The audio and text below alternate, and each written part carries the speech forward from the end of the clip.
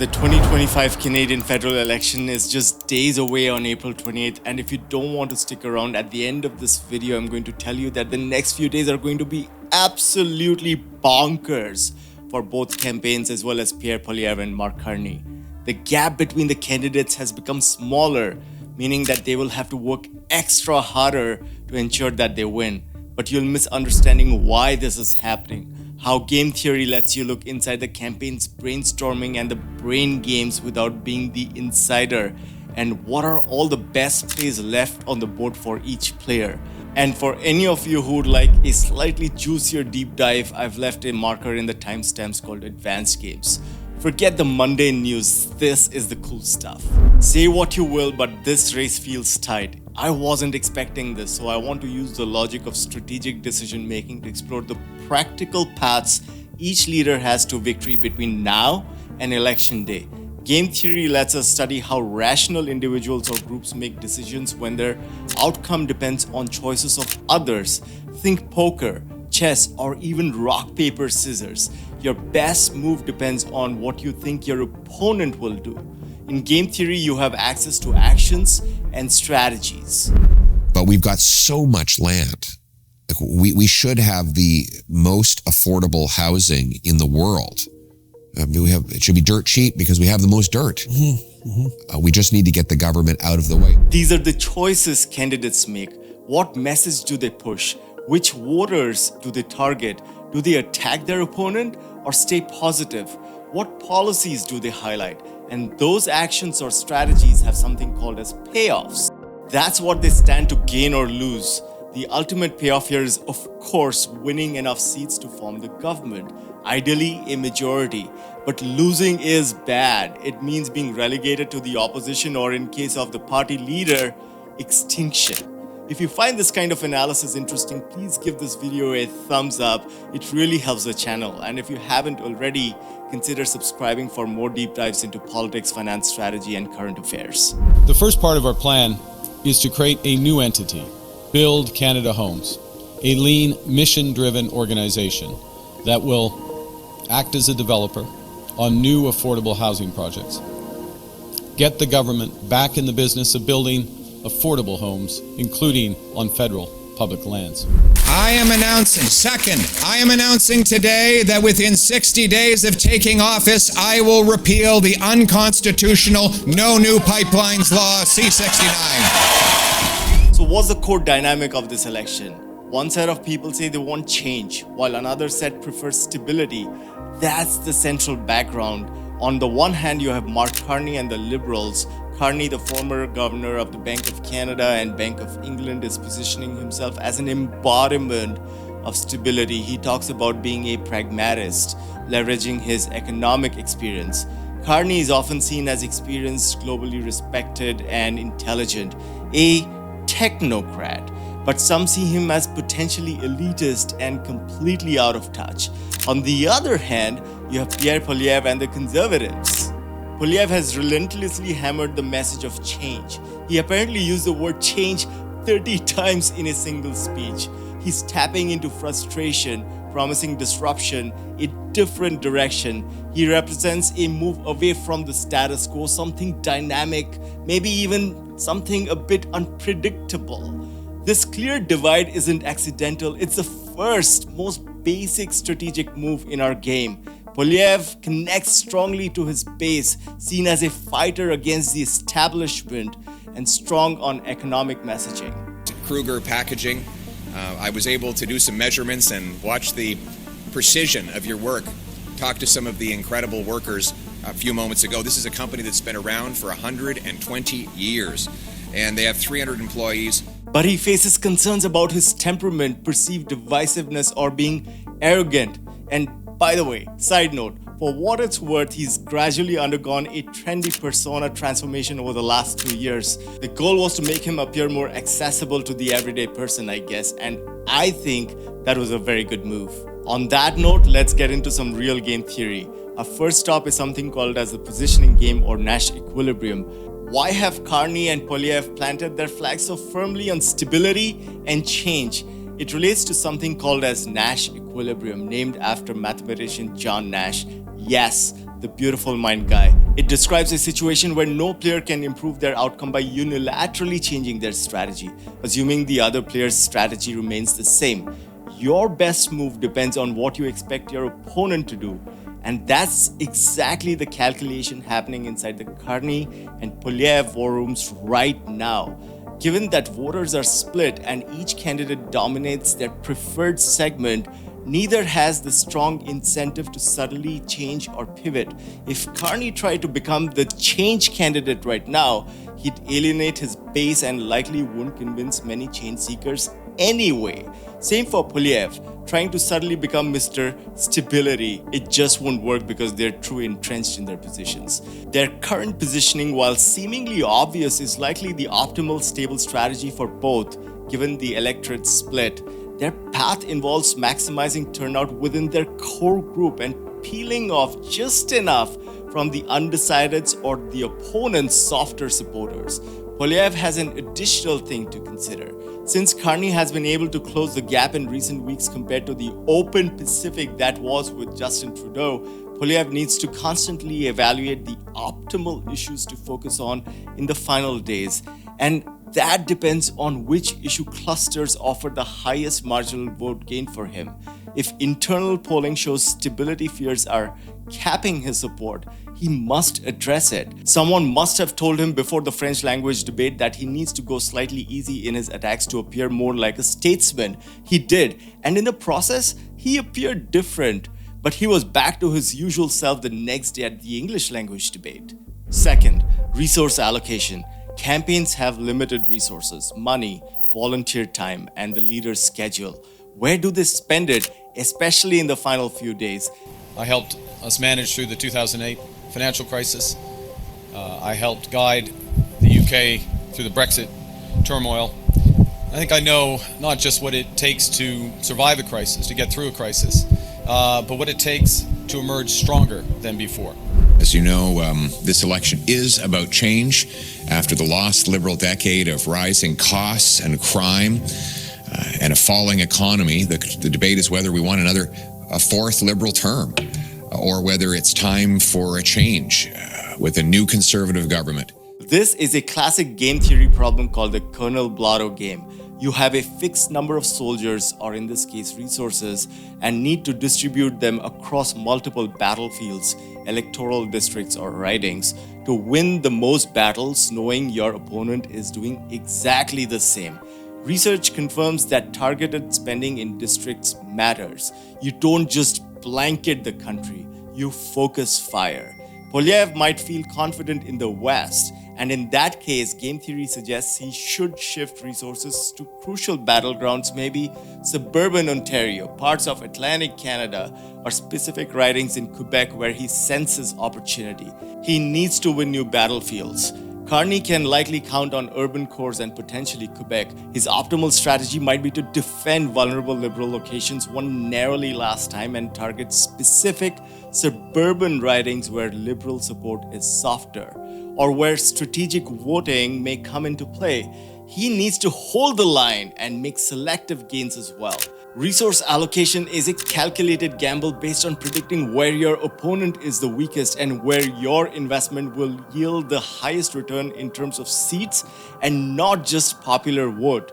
In this election game, $1 spent in Calgary isn't worth the same as $1 spent in Caledon. Third, the negative campaign dilemma. As election day nears, campaigns face a classic prisoner's dilemma. If both stay positive, it may be better for overall political discourse, but provides no clear advantage. If one goes negative while the other stays positive, the attacker might gain an advantage. But if both go negative, both might suffer reputational damage. But neither wants to risk being the only one staying positive if the other attacks, and we saw that in the English debate. Poilievre, facing tightening polls, has shifted to trash Mark Carney harder than ever before by employing tactics focused on his weaknesses. Now, in retrospect, you look back on the Liberal decisions that you advised Justin Trudeau to take. Will you look at the camera in the eye and apologize to the many people who suffered as a result of the inflationary policies that you advised Justin Trudeau to implement? You know, it's I said earlier, but I'm going to say it again. I know you want to be running against Justin Trudeau. Justin Trudeau isn't here. Are you denying I you am were his here. economic advisor? Mark Carney definitely landed a few punches in the English language debate. Even if both campaigns know that mutual negativity might be bad overall, the individual incentive to attack is often strong, especially for the perceived trailing candidate. Expect the negativity to ramp up as game theory predicts that this is often the rational move for both players. Okay, let's level up. For those who appreciate deeper complexities, game theory also offers more insights. If you'd like, move on to the next section and you won't miss out on much. Incomplete information and signaling games. Voters don't have perfect information. Candidates use signals to try to convince us of their competence and their intentions. Carney's signal, by constantly referencing his time back at the Bank of Canada and Bank of England, Carney is engaging in costly signaling. These are verifiable past achievements. This makes his claims of economic competence more credible. Poilievre's signal, he uses repetition, strong rhetoric, and rallies to signal his commitment to fundamental change and alignment with voter frustration. His signal is about intensity and consistency of message. This is when I was responsible for inflation. Inflation was less than 2%. I'll add that when I was here responsible for the Bank of Canada, inflation was less than 2%. Our dollar was at parity. That is the kind of success that I can deliver for this country coming out of this crisis. And what is at stake here? You were the what is at economic stake here? advisor What is to at Justin stake Trudeau here? that gave If us we the bring worst it back, if I inflation may bring that it we back, have had if in I may- a generation, because the Could I bring policies it that you back? Could I implemented bring and it those back? of the MPs that are I'm still going to in bring it your back ministry. to the Fellow Canadians, crisis which the we last 10 face. years has been about the Liberals. The next 10 years should be about you. Voters receive these signals and update their beliefs. The effectiveness depends on credibility and their own prior beliefs. Candidates aren't just telling you what they'll do, they're strategically signaling who they are. Then we have something called the coalition formation games.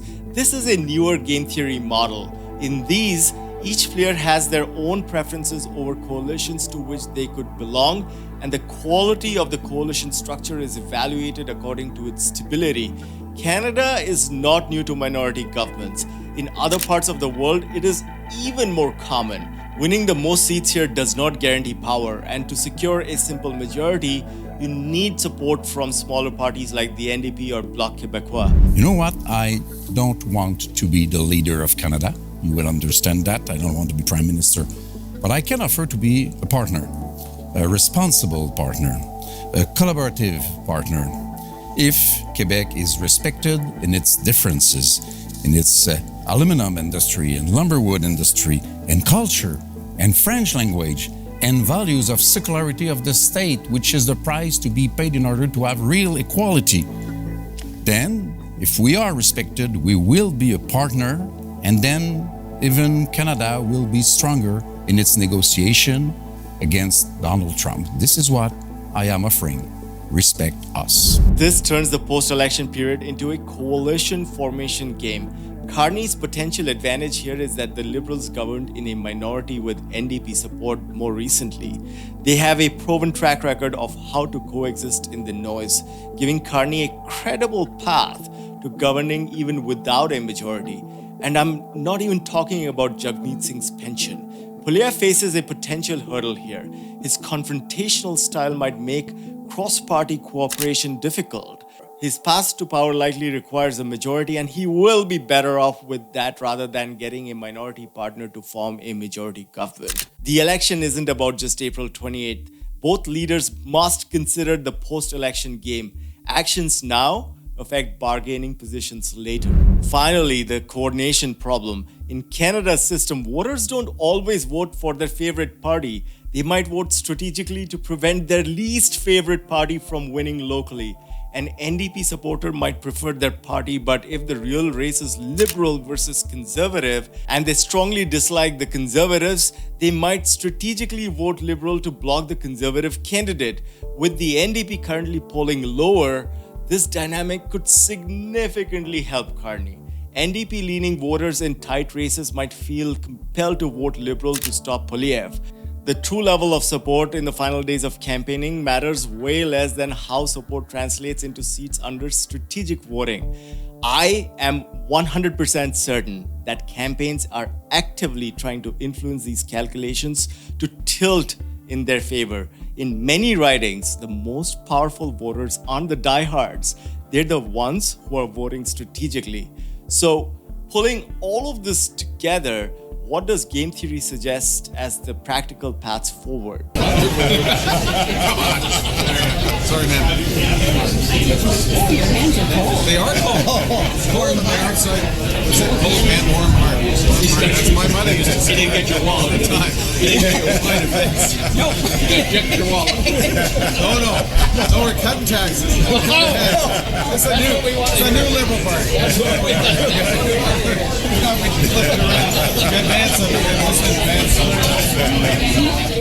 I think Carney's path to victory needs to involve a 5-point action plan for the next few days. Number 1, solidify the stability base. Keep pounding the message on experience and pragmatism. Number 2, leverage incumbency and data. Use targeted resource allocation to defend and pick up seats. Number 3, encourage strategic voting. Frame the election as a 2-horse race in key regions and ridings. Number 4, weather the negativity storm. Respond strategically to attacks, pivoting back to stability.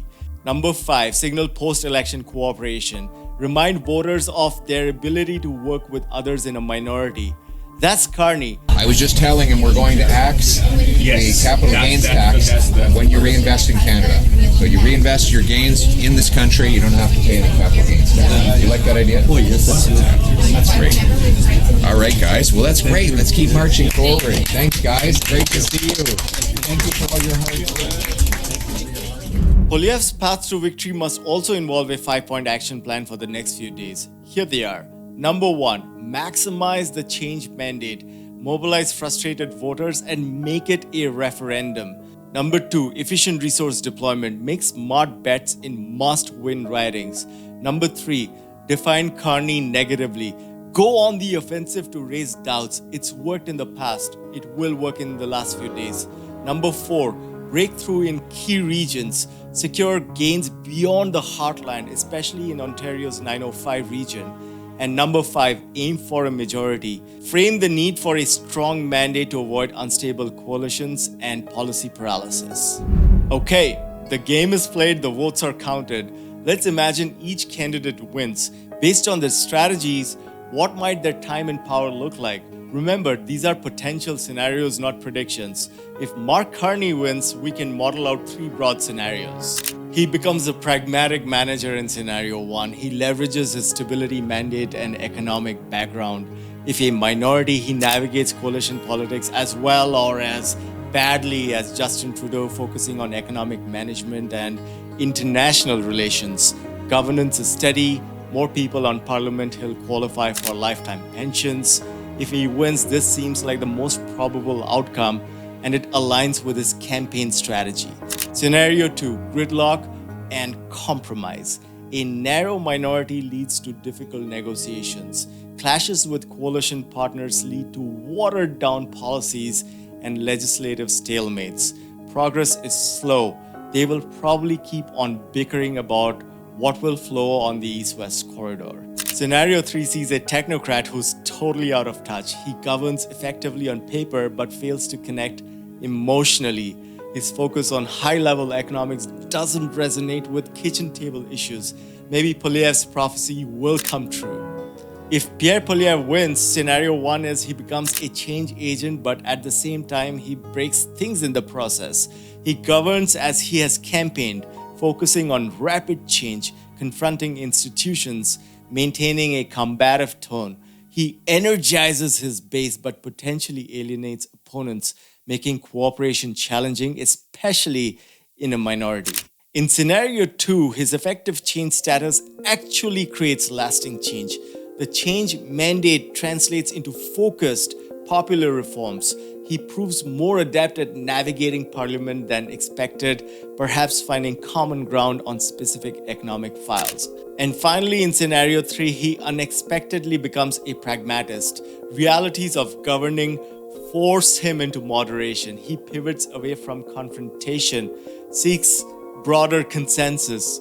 If so, he might alienate some core supporters but could broaden appeal over time. So there you have it, a game theory perspective on the final stretch of Canada's 2025 election, using concepts such as Nash Equilibrium, resource allocation, signaling, and strategic voting helps us understand the logic behind the campaign's moves. It shows us why Carney emphasizes stability, why Poilievre champions change, why negative ads might increase, and how minority governments potentially shape a lot of the narratives. But game theory isn't a crystal ball. Real-world elections are messy. Emotions, unexpected events, gaffes, momentum shifts, consensus on strawberries, they all play a role. This election remains incredibly close. The final days will involve intense strategic calculation from both sides. I am quite sure they're reading the polls, reading the room, and reading each other, trying to make the optimal move. What do you think? Which strategies might seem most effective to you? What game theory elements do you think will be the most decisive? Let me know your thoughts in the comments below. Thank you so much for watching. Stay informed, stay engaged, and no matter how you vote, make sure your voice is heard on April 28th. See you on the next one and have a great day.